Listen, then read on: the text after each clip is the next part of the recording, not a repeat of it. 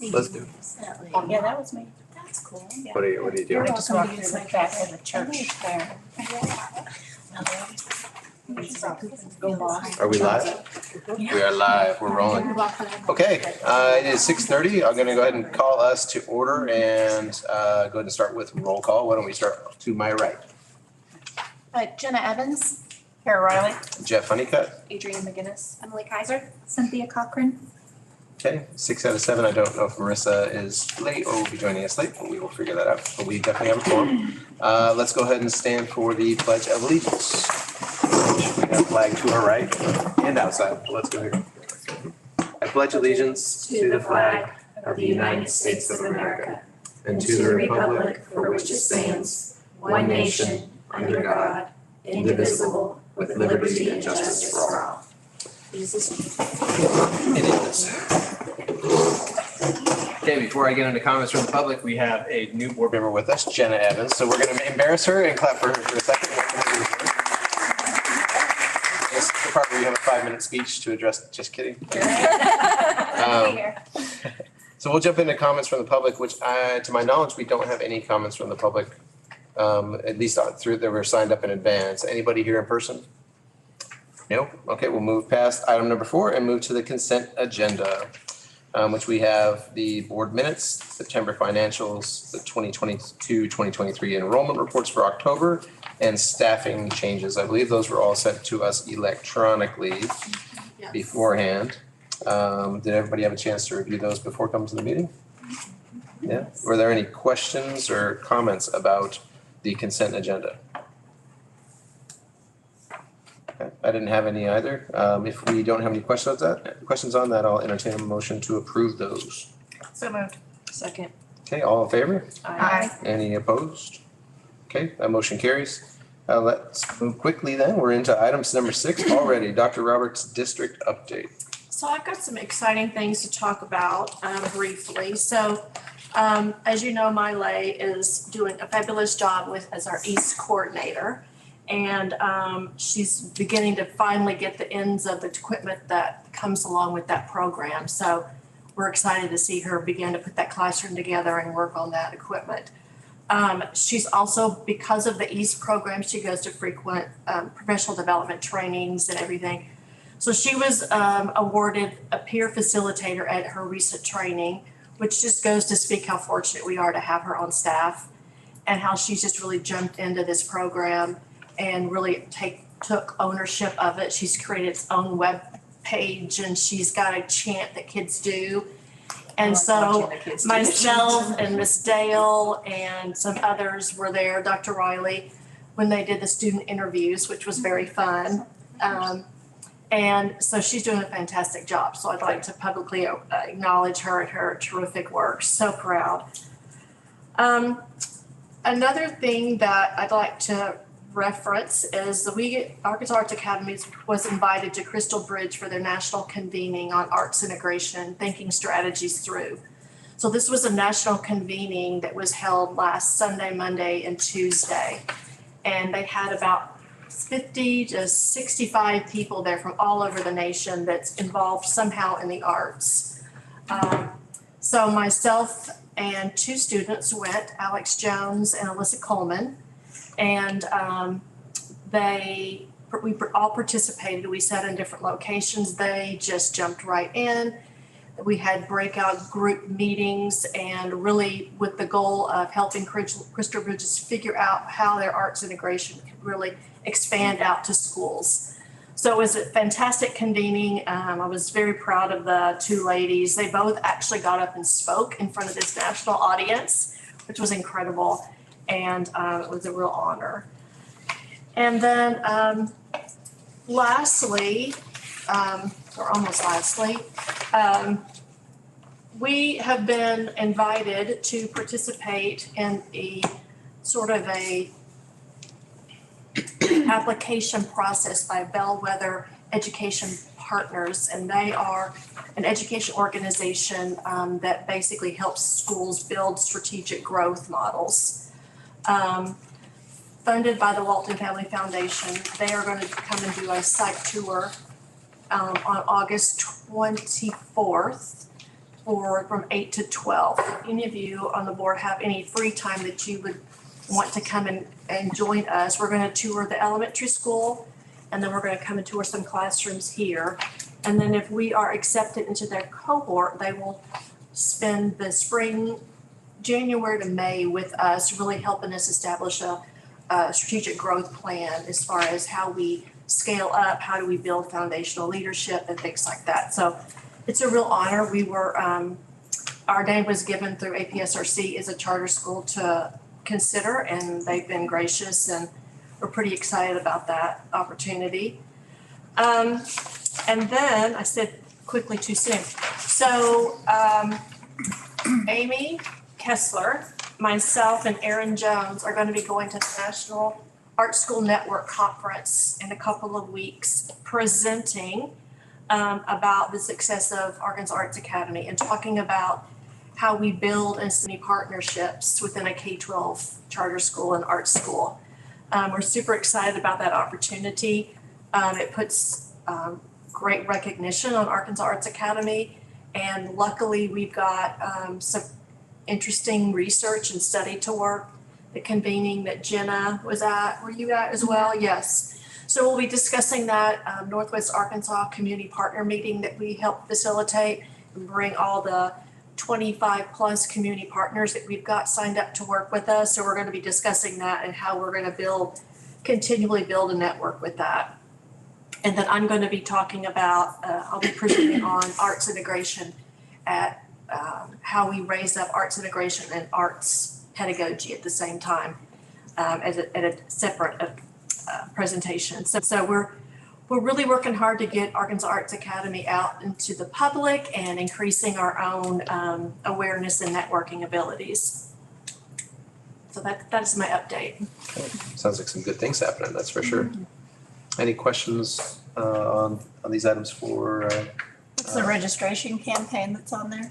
So thank you, Dr. Riley. The registration, so myself, Aaron Jones, Amy Kessler, we've been talking about our new registration campaign that's going to open up on November 1, and really how do we drive the message to students, to art students that might be from other areas that could be possibly interested in our school, or could we create a network within other arts organizations and kind of advertise for our school. So we're working on that. We're also working with our arts teachers to help drive this registration recruitment concept, because it's their work that we're showcasing.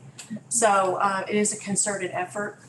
And Amy's going to talk a little bit about some things that kind of tie into it, but our lottery opens up on the 1st of November, and we've got that date set. We'll continue to begin pushing out all that PR and advertising. We're looking at purchasing some mailers, some list of mailers, and especially around this area and with this particular age group, as well as really getting out to our dance studios, to our theater organizations, to all of our community partners, and putting out our registration information. So if anyone has a contact or someone that you know that would help us pass that out, please, we're all excited about it. So each of the theaters around here have a teen advisory council. Oh, that's great. So I have one at ALT, but I know Theater Square has a teen advisory council. I can do a trick. Thank you. So Meadow can do Perfect. Arts Lodge. Perfect. Thank you. I really appreciate that. But they are specifically targeting this age group for this school, so it would be helpful to That's perfect. get in with them. That's perfect. Okay, Okay. that's it. Thank you. Moving on to item number 7 on the agenda, the update from the Visual and Performing Arts Coordinator, Miss Amy Kessler. Okay, so we have a lot going on. First of all, at the beginning of the school year, Nikki Cook, who is our digital arts instructor, worked with the other arts teachers on both campuses to create a calendar, which we have sold, and it's all student artwork, and it's available for sale on My Payments Plus. We've sold about 50 calendars, I think, but they're available in the office on both campuses, and they'll be available at all events, and all the funds go to the Visual visual arts departments on both campuses. Then we also have, we're working on a new sponsorship program and we're just getting started. So the idea is that we recruit people, businesses, families, and we have different levels of sponsorships, and we'll put it up on our website, and we'll also go out to businesses and ask for sponsorship, just like they do at games and things like that. And then we'll have banners in the lobby listing the sponsors so that they can see their names. And I don't know, I'm excited about this because I think that it will bring support for performances, for bringing teachers in, for things like cast parties, all sorts of things for teachers that we can't normally afford to do. And then we have some upcoming events. The first one is on the 20th, and it's the fall preview. So it's just a taste of what the high school students have been doing. And it includes choir, dance, theater, and piano. And it will be in the Performing Arts Center, and it's free. It's open to the public. You don't have to get tickets for that. And then culinary has been very busy. If you're on social media, I'm sure you noticed Terry's really got things going. So they have 2 fundraisers, and the first one is they're selling apple butter, and you can buy that on My Payments Plus. And then the second one that's coming up is Everything Pumpkin, and that's also will be available on My Payments Plus. You said the 20th, I'm sorry? Yes, Okay. 20th. And what are the options for people who don't have My Payments Plus, like grandparents and whatnot? That is a good question. I think you just still have to register online, but I will ask Charity and get back to you. And then on the 25th of October, the 7th grade wheel is going to show what they're doing, and it's a very informal Great, what, I'm sorry. wheel. Okay. So it's like the things that they've just been working on in class. So you can come in, the doors will open at 5:30, and you can just walk through the space and see the artwork. And then the piano students will perform in the black box, separate from the other performers because it's one at a time. And then all the other performers, percussion, theater, dance, guitar, they will perform in the PAC. And so the 7th grade parents will be able to see what's been happening on that 7th grade wheel. And then on November 3rd is Night at the Museum, and that's the arts integration night. So the core teachers will be showing what they've been doing in their class to integrate arts. So that's everything that I have for you. Amy, do you want to talk about the haunted house at all? I don't know very much about that. All right. And on social media. Yep. Thank you. Okay, you're welcome. Okay, let's move to item number 8 on the agenda, the counseling update from Amber Foster.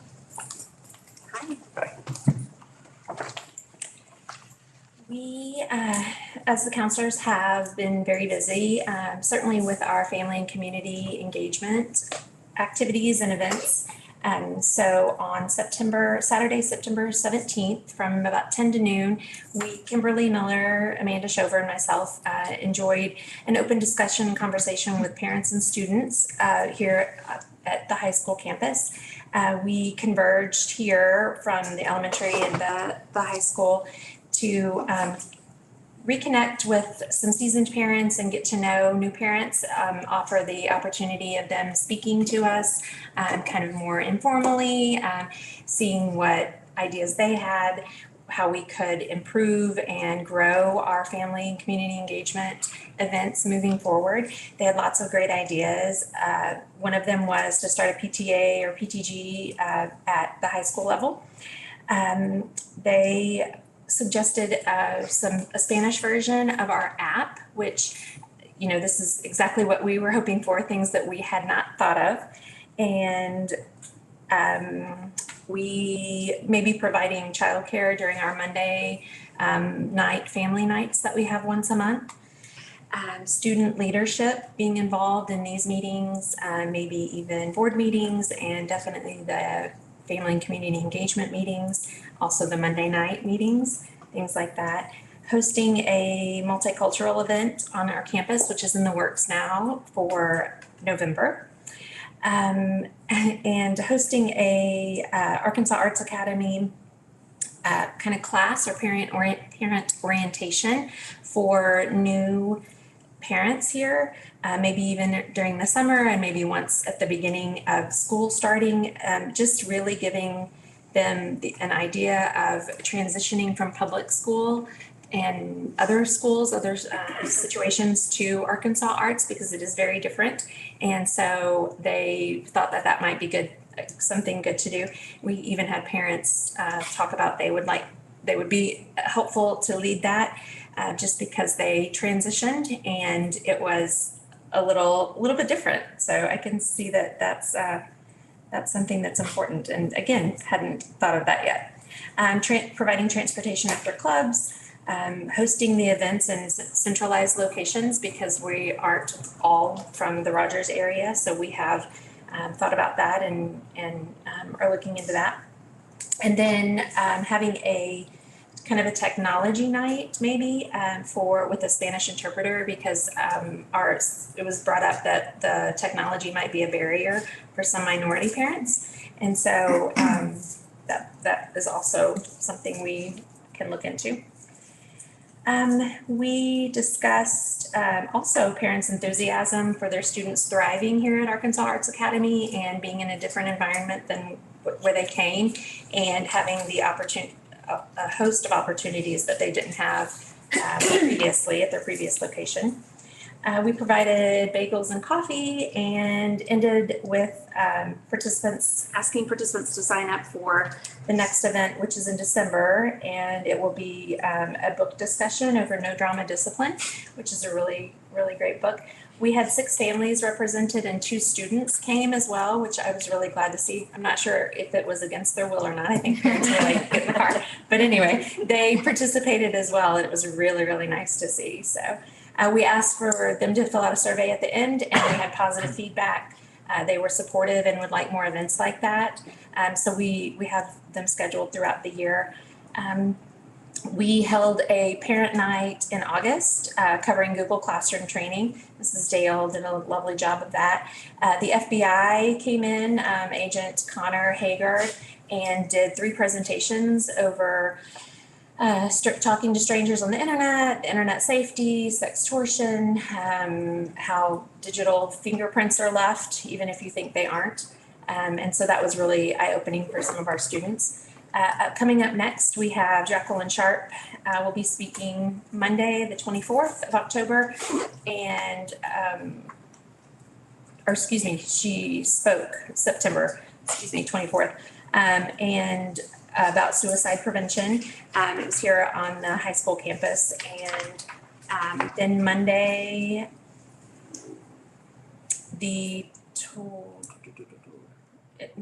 second Monday coming back, in October, we are going to have a family night for enrolling in NWAC for concurrent credit, some FAFSA scholarship information, financial aid information, things like that for any postgraduate plans.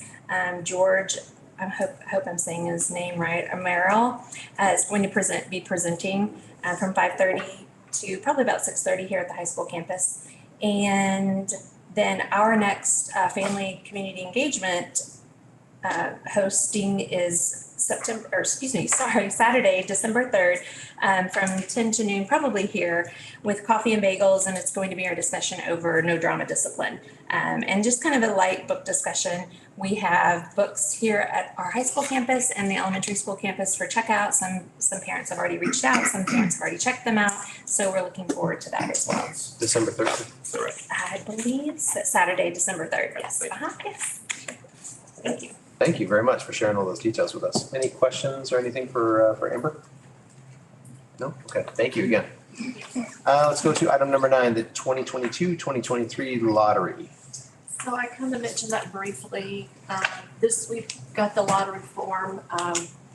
We put that online with this agenda and we'll continue to push that out and link it into our website so it's available. And we're working on the only the Spanish version, but the Marshallese version as well. Okay, and looking at this here, the lottery is opening on November 1st, and the actual lottery will be drawn or will be held on February 24th of next year? Yes, that is correct. And I've already worked out some of the details on that lottery draw with Wired, our technology provider, and we've got an appointment with the Arkansas Department of Education. So they sort of sit in on that lottery pool as well. When does it end? When does the sign up end? I believe that is on a Saturday. I will double check on that, but it's pretty close to the draw date. Yeah, I think it's got all the way Day or two till, before. Yeah. till close to the draw date. The state tells us when we for have to some have it. reason, I'm thinking the Open. 22nd, but I'll double check and get that date out. Okay. I'm just looking to see if it's on that PDF form that's there. Or maybe you got access to it too. That's good. Good point. Before we go to our closed session, I was just curious what the COVID numbers were looking like at school. Anybody know the answer to that? Nurse Katie is not even tracking that anymore. Did not. I just wondered if we knew like how many kids were missing and how we were doing with handling the quarantines and that kind of stuff. I haven't heard, we've had a few staff members out, but the state's not asking us to track that anymore, and so I don't know. Okay. Have you noticed a big impact on your campus, Jamie? Like Dr. Roberts said, we had some staff members out that all happened to be in one department. I've not noticed a lot of students out. We do mark students as quarantined if they tell us, my doctor has told me to quarantine, we give them that in attendance, but it's not been impactful really. Okay. So if they're quarantined for COVID, it doesn't go off of the 10 days where you start getting in trouble? No, we Okay. code them as quarantine and we just take their word, for it. Okay. That's good. I don't see it on the form, Joe. Okay. That's okay. I was just curious. It's not a big deal. Okay, any other questions on item number 9 regarding the lottery? If not, we'll move to item 10, and that is a closed session hearing, which will adjourn back to the back room. Ms. Kadowski's classroom. So to be clear, it's a closed session hearing followed by executive session.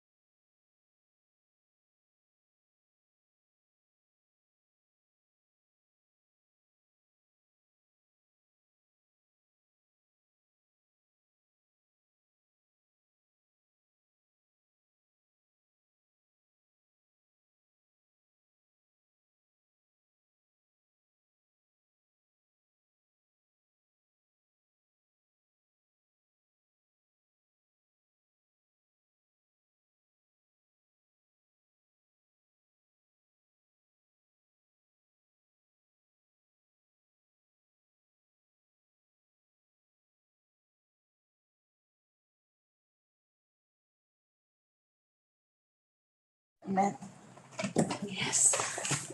I feel like anything that's meant. I know. Or caramel. so you're just out of luck here. There's nothing for you. No, I hadn't.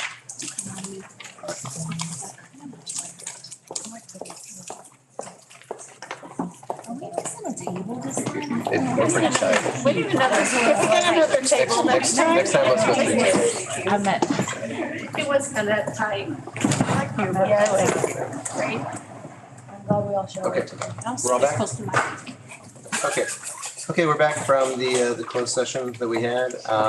We, as a board, need to make a vote on the expulsion hearing. So I'll entertain a motion coming from that session. So moved. Motion to do what, though? Oh, to uphold the expulsion. Okay, Second.